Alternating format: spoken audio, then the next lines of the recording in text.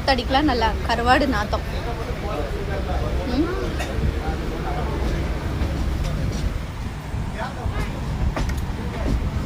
யாரும் கருவாடு வச்சிருக்காங்க. ஒருவேளை கருவாடு கம்பெனி கிட்ட வந்திருக்குன்னு நினைக்கிறேன். அதான் அப்படி நான் இருக்கு. கருவாடு கம்பெனி இருக்கும்.